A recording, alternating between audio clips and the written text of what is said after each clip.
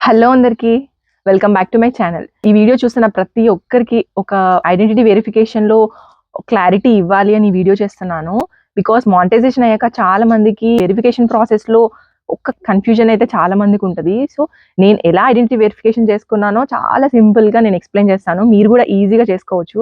నేను కూడా ఆ స్టేజ్‌లో చాలా స్ట్రెస్ అయ్యాను ఈ ప్రాసెస్‌లో. అంటే ఎలా ఉంటది ప్రాసెస్? నాది మానిటైజేషన్ అయింది. వర్కౌట్ అవుతదా లేదా? పిన్ జనరేట్ చేయడం ఇదంతా ప్రాసెస్ అనేది చాలా వీడియోస్ చూసాను. నాకు చాలా కన్‌ఫ్యూజ్ అనిపించింది. సో, నా ప్రాసెస్ నేను చేశాక నాకు క్లారిటీ వచ్చింది. చాలా ఈజీగా మీకు ఎక్స్‌ప్లెయిన్ చేయాలనుకుంటున్నాను. సో, నా real experience step by step ప్రాసెస్‌లో చాలా సింపుల్‌గా చెప్తాను. ఫస్ట్ ఇంపార్టెంట్ పాయింట్ ఏంటి అంటే మానిటైజేషన్ అయ్యాక వెంటనే మనం వెరిఫికేషన్ అస్సలు చేసుకోలేము. బికాజ్ మనకు $10 అనేది రీచ్ అవ్వాలన్నమాట మన ఎర్న్ ట్యాబ్‌లో. నాకు ఆల్‌మోస్ట్ 1 మంత్ పట్టింది $10 రీచ్ అవ్వడానికి. అండ్ ఇక్కడ ఒక డౌట్ ఉంటుంది చాలా మందికి. వైట్ స్టూడియో యాప్‌లో $10 కనిపిస్తుంది. కానీ యాడ్‌సెన్స్ అకౌంట్‌లో మాత్రం ఇంకా $3 ఆర్ $4 అలా కనిపిస్తదనమాట. సో, యాడ్‌సెన్స్ అకౌంట్‌లో $10 రీచ్ అయ్యాకనే ఈ వెరిఫికేషన్ అనేది చేసుకోవస్తది. $10 రీచ్ అయ్యాక నాకొక మెయిల్ వచ్చిందనమాట.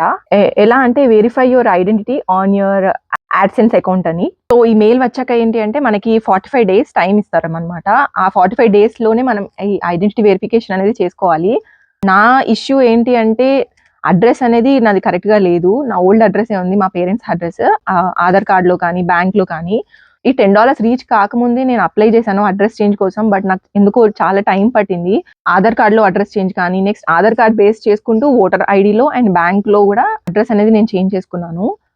ఇదంతా ఆల్‌మోస్ట్ నాకు ఒక 1 మంత్ పట్టింది మొత్తం చేంజ్ అవ్వడానికి. నాకు లాస్ట్ ఒక 10 డేస్ అలా ఉంది అంతే టైం ఈ 45 డేస్‌లో.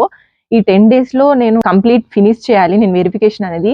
ఒకవేళ ఈ వితిన్ 45 డేస్‌లో మనం వెరిఫికేషన్ అనేది రీచ్ కాకపోతే మనకి మానిటైజేషన్ అనేది పోతది అని అన్నారు చాలా మంది. సో, ఆ స్ట్రెస్ ఎక్కువ ఉండే నాకు. ఎట్ లాస్ట్ నా అడ్రెస్ చేంజ్ అనేది చేసేసుకున్నాను.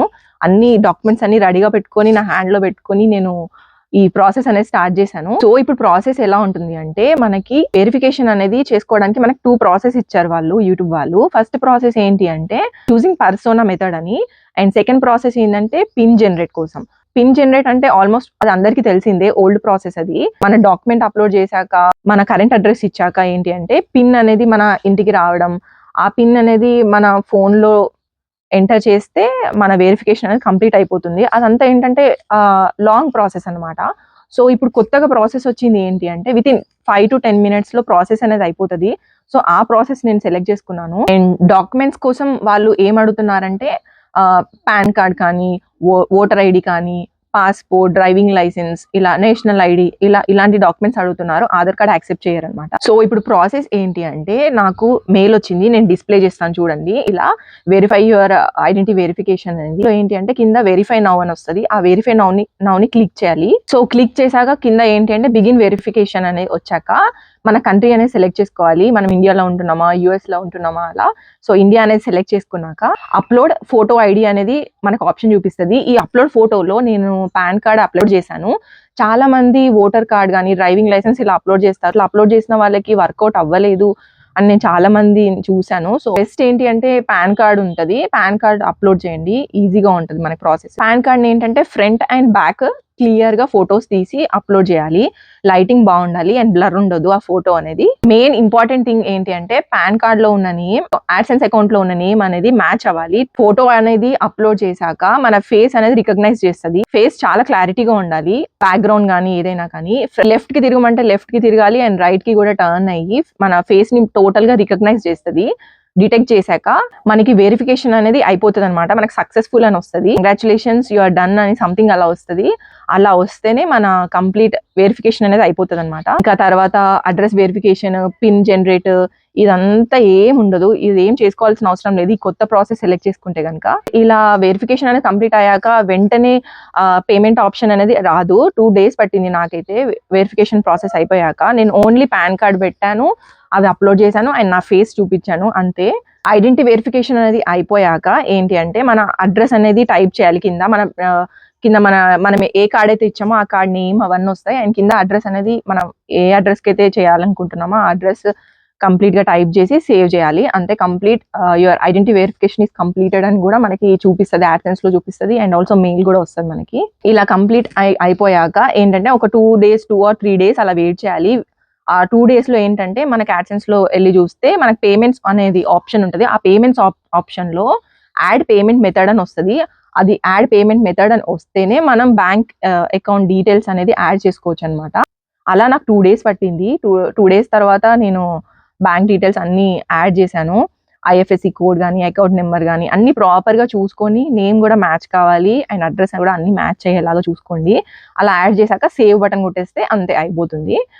ఓకే. బ్యాంక్ డీటెయిల్స్ కూడా యాడ్ చేసాం. నెక్స్ట్ ఇంకా అంతే మనకి మనీ వచ్చేస్తే మన అకౌంట్‌లో అది కాదు. మనకేంటంటే $100 పక్కా రీచ్ అవ్వాలి. $100 రీచ్ అయ్యాకనే $100 అంటే మన ఇండియన్ రూపీస్‌లో ఆల్‌మోస్ట్ 8,000 అలా 8,200, 300 సంథింగ్ అలా వస్తది.